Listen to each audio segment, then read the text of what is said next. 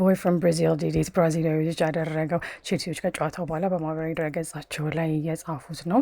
ስለዚህ ዊሊ ካባሌሮ የአሲስታንት ማኔጀሩ የቼልሲ ከጨዋታው በኋላ የሰጣቸውን አስተያየቶች ነው አሁን ትርጉም የማቀርብላችሁ። በመጀመሪያ የተናገረው የኢንዞ ማሬስካን ቀይ ካርድ አስመልክቶ ነው እና የሚያሳዝን ነገር ነው፣ ግን ደግሞ አንደርስታንደብል ወይም የምንረዳው ነገር መሆኑን የገለጸው ምክንያቱም ኢን ኢዚ ሰከንድስ ወይም ልክ ጨዋታው ሊጠናቀቅ ሲል 95ኛው ደቂቃ ላይ አይደለ ፊሽካ ሊነፋ አካባቢ የማሸነፊያውን ጎል ቼልሲዎች ማስቆጠር የቻሉት።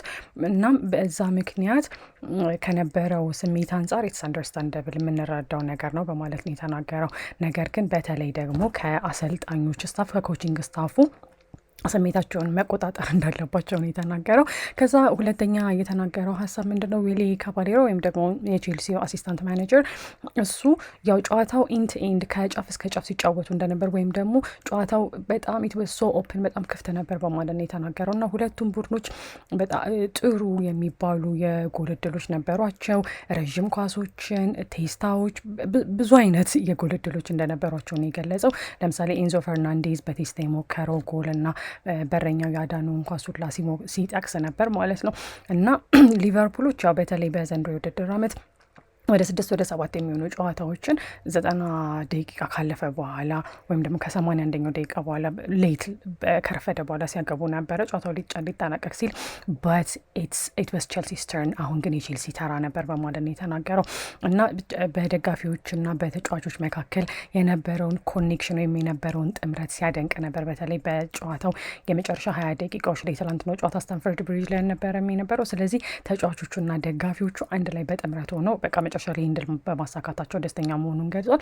ወደ ኤስታቫው ጎል በምንመጣበት ጊዜ ደግሞ እሱ ምንድን ነው ያለው?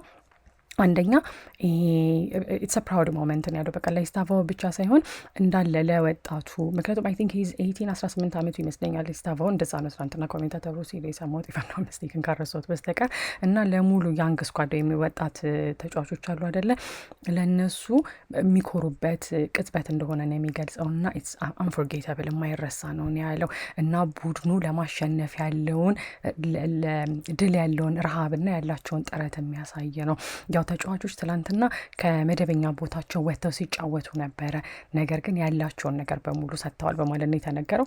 ያው ኤሌፋንት ኢን ዘ ሩም ዋናው ነገር ምንድነው? ከትላንትናው ልክ ጨዋታው ካለቀ በኋላ ከቼልሲ ማሸነፍ በተለይ ሄድላይን ወይም ደግሞ እንዳርስተ ዜና ሆኖ በተለያዩ ሚዲያዎች ላይ ሲወራ የነበረው በ5 ጨዋታዎች ላይ ቼልሲ 4ኛ ቀይ ካርድ ማግኘታቸውን ነው። ያው ይሄ እነሱ ማስተካከል ያለባቸው ችግር እንደሆነ አምኗል እና ስሜታቸውን መቆጣጠር እንዳለባቸው በደንብ ሲገልጽ ነበረ። ማሬስካ እንደውም ጨዋታው ሊያልቅ ሲል ይሄ ቀይ ካርድ በማየቱ ጨዋታው ላይ የነበረውን ተጽዕኖ ቀንሷል፣ ስለዚህ እድለኛ ነበረን በማለት ነው የተናገረው።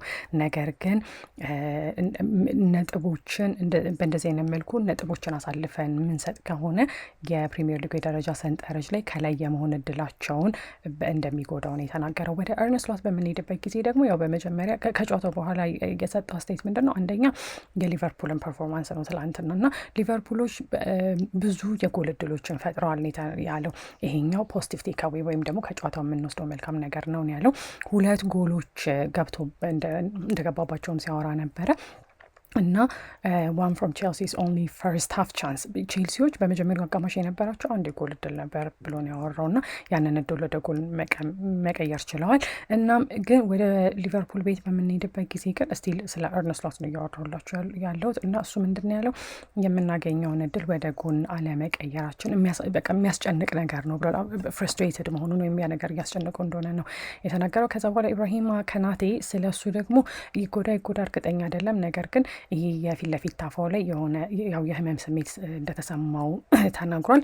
እናም ስለዚህ ያ ደግሞ አርነ ስሎት እሱን ቀይሮ እንዲያስወጣው እንዳደረገውም ተናግሯል። ያ ሙሉ የሱ ያው ታፋው ላይ የተሰማው እግሩ ላይ የተሰማው ስሜት ብቻ ሳይሆን ከስልትም አንጻር ያንን ውሳኔ እንደወሰነ ነው የተናገረው።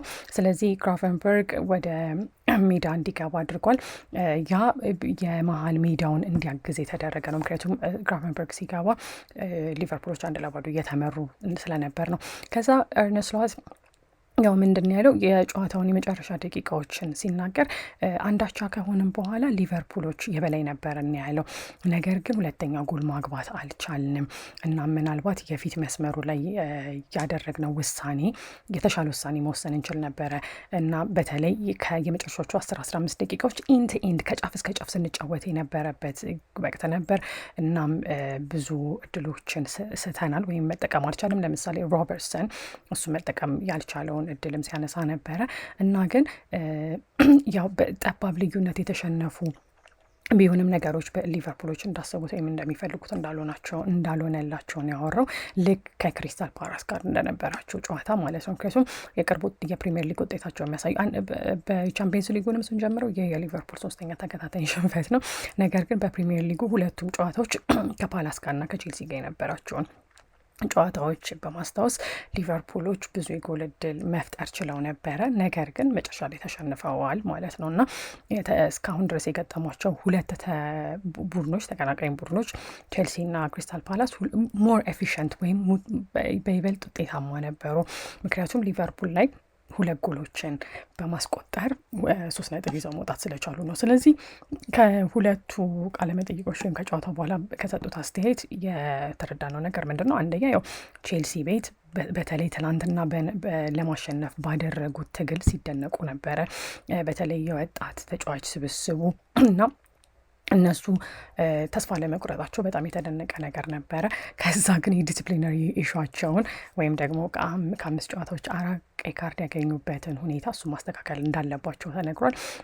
ያው ወደ ሊቨርፑል ቤት በምንመጣ ጊዜ ደግሞ ክሊኒካል ፊኒሽንግ ወይም ደግሞ በቃ አጨራረስ ላይ በጣም ግድፈት እየታየባቸው ስለሆነ ያ አሰልጣኙን እንዳስጨነቀው ነው የተረዳ ነው።